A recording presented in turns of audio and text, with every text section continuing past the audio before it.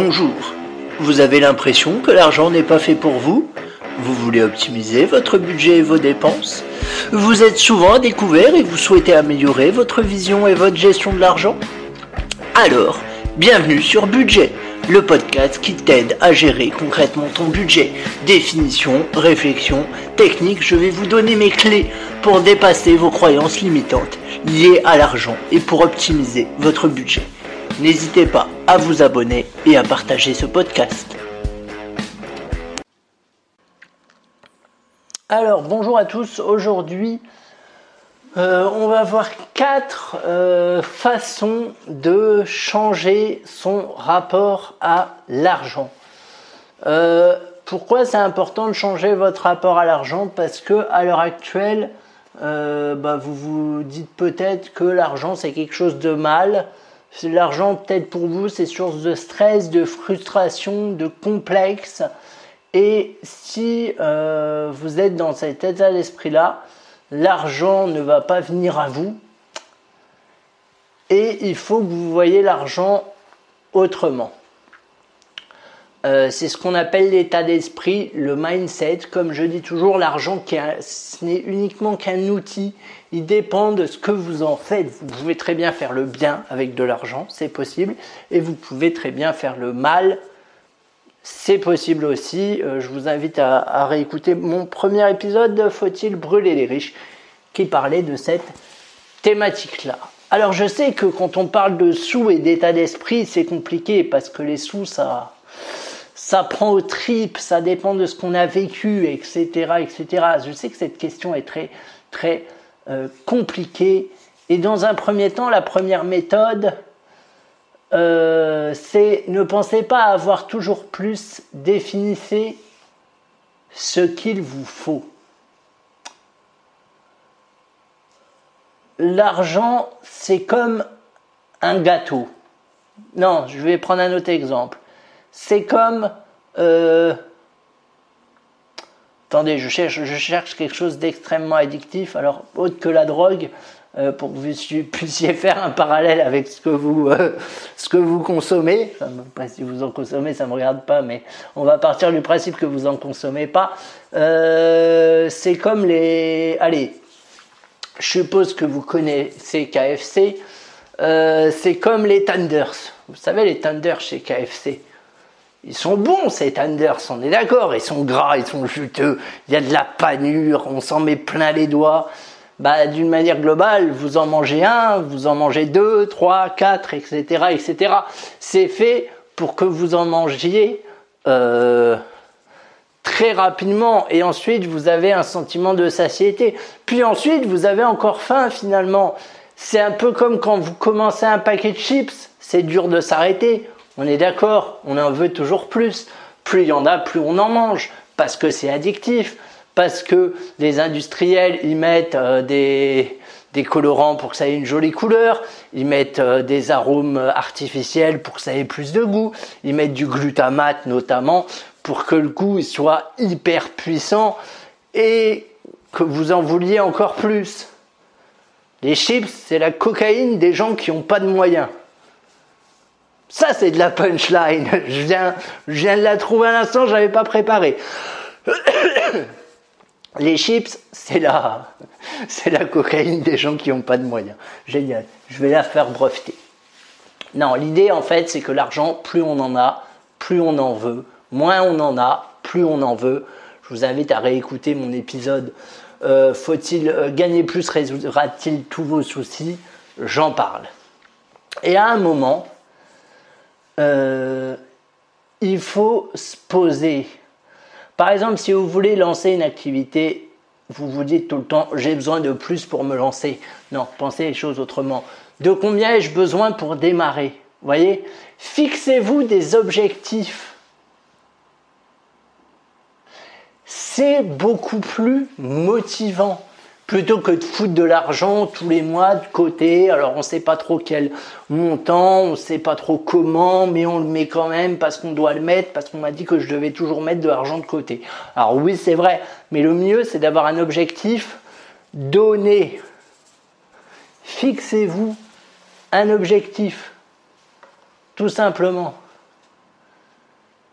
tout simplement. Serrez-vous la ceinture, mettez de côté cet objectif. Ne vous laissez pas le choix, en fait, c'est surtout ça. Donc, pensez pas à avoir plus, pensez en termes d'objectifs. Parce qu'avoir plus, ça veut rien dire, c'est pas concret. Le cerveau, il interprétera « je veux plus ». Le cerveau, il dit « ok, d'accord, mais plus de quoi ?» Plus d'argent. Ah, déjà, c'est un peu plus concret. Plus d'argent. Pour le cerveau, ça veut rien dire. Parce que c'est pas quantifié, c'est pas écrit, c'est pas réfléchi, il n'y a pas de but derrière. Je vous invite à écouter le podcast Objectif ou résolution, il parle de ça. Ensuite, la deuxième chose, c'est de séparer les dépenses quotidiennes des dépenses projets. Je m'explique. Vous devez faire votre budget. Je sais que je le dis tout le temps, mais pourquoi ? Parce que ça vous permet d'y voir plus clair dans vos économies et d'économiser de l'argent en prévision de. Par exemple, vous avez 3 000 € sur votre compte épargne, vous êtes hyper content, et là il y a les impôts qui arrivent, vous ne les avez pas prévus, et du coup vous n'avez plus que 1 500. Ah, ça fait mal. Enfin bon, les impôts, vous me direz maintenant c'est prélevé à la source, mais bon bref, une autre dépense, on va dire que vous auriez pu prévoir et que vous n'avez pas prévu. Donc voilà, il faut vraiment séparer les dépenses quotidiennes des dépenses projets. Ensuite, il faut que vous clarifiez votre intention vis-à-vis de l'argent. Qu'est-ce que vous pensez de l'argent ? Pour vous, c'est quoi l'argent ? Faites votre propre définition de l'argent. Est-ce que c'est quelque chose de positif ? Est-ce que c'est quelque chose de négatif ? Est-ce que c'est quelque chose que vous aimez ? Est-ce que vous en avez rien à foutre ? Mensonge ! Personne en a rien à foutre de l'argent. Mais ça, c'est une croyance limitante. Ça, c'est un mécanisme de fuite. L'argent, oh, je m'en fous, c'est pas important pour moi. Bah écoute, si c'est pas important pour toi, tu m'envoies un mail à podcastbudget@gmail.com. Tu m'envoies un mail, tu me le donnes. Non, on va arrêter les blagues. Il faut que vous clarifiez votre rapport à l'argent.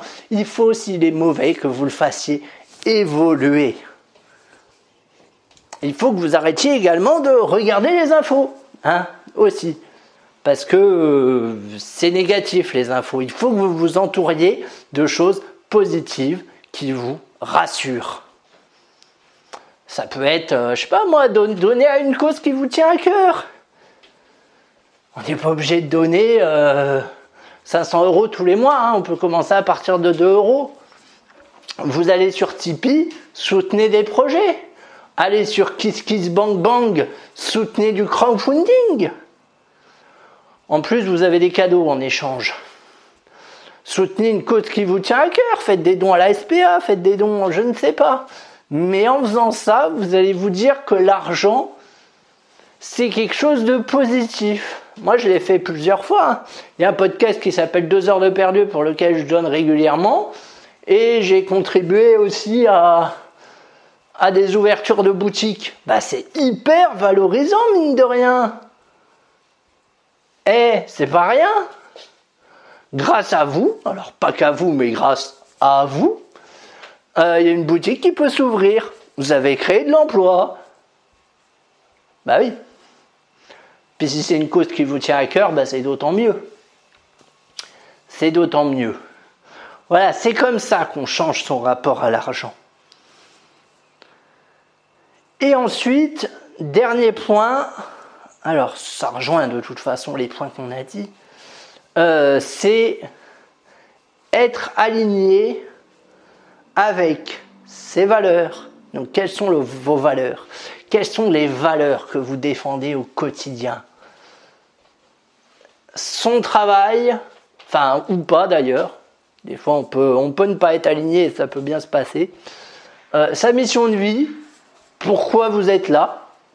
Gros sujet ça aussi, on en reparlera. Et surtout être dans l'abondance. C'est-à-dire, qu'est-ce qui va m'arriver de bien aujourd'hui au réveil? Plutôt que quel tuile je vais me prendre encore. C'est ça l'abondance. Pensez qu'il peut y avoir des éléments positifs dans chaque journée. Et de toute façon, il y a des éléments positifs dans chaque journée. Les trouver. Alors, vous allez me dire, ça n'a pas de rapport avec l'argent. Non. Alors, effectivement, d'un prime abord, ça n'a pas de rapport avec l'argent, c'est sûr. Mais c'est un état d'esprit, comme je vous l'ai dit.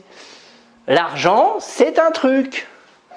Mais il y a quelque chose qui englobe l'argent de façon plus grosse, on va dire. Si vous travaillez sur ce truc-là, forcément, votre rapport à l'argent, il va évoluer. Si vous voyez de l'abondance partout dans votre vie, ce ne serait pas illogique que sur votre compte en banque, ça se manifeste aussi. Si vous commencez à donner et à ressentir les bienfaits de cette donation, par exemple, je sais pas moi, encore une fois, vous financez l'ouverture d'une boutique, la boutique vous invite en avant-première façon VIP, ou alors vous avez un bon d'achat, souvent c'est ça, là en plus vous avez un retour direct sur votre investissement. C'est magnifique. Là vous allez voir qu'en faisant ça vous avez créé de la valeur, ou pour les autres, et pour les autres, et pour vous. Vous allez vous sentir important. Ah, ça c'est intéressant ça. On a là-dessus le début de l'abondance.